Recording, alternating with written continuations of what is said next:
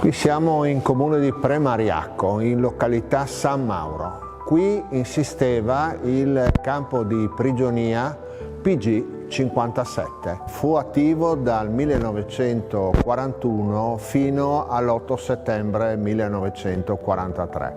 Pochi giorni dopo arrivarono qui i tedeschi. Le condizioni dei prigionieri non erano decisamente ottimali, però per loro ci fu un calvario successivo. Vennero prelevati, messi nei carri bestiame e delle stazioni vicino, poi andarono verso i campi di concentramento in Germania.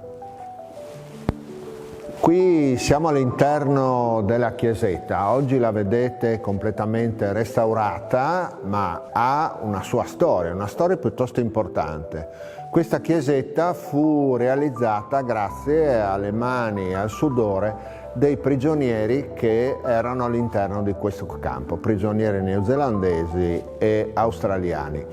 La peculiarità che vedete alle mie spalle è un crocifisso dove sono segnati i nomi dei soldati che hanno lavorato per erigere questa chiesetta cattolica. Ha un significato molto importante perché oggi questa ci ricorda proprio che cos'era il campo PG57, un campo di prigionia che non era certamente un albergo. Tra l'altro il comandante fu identificato dai britannici come criminale di guerra.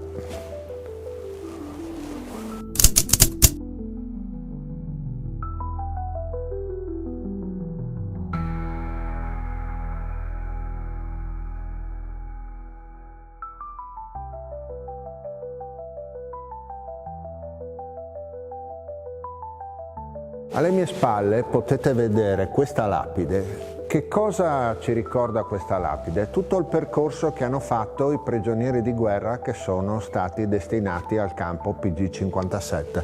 Qui vedete un elenco di nomi di soldati che non arrivarono al campo PG57 perché da Bengasi per arrivare in Italia i piroscafi attraversavano il mare e la Nino Bixio fu silurata da parte britannica. All'interno c'erano ovviamente soldati italiani ma molti prigionieri britannici e quindi molti non arrivarono nemmeno a questo campo e credo che sia giusto ricordarli con questa lapide.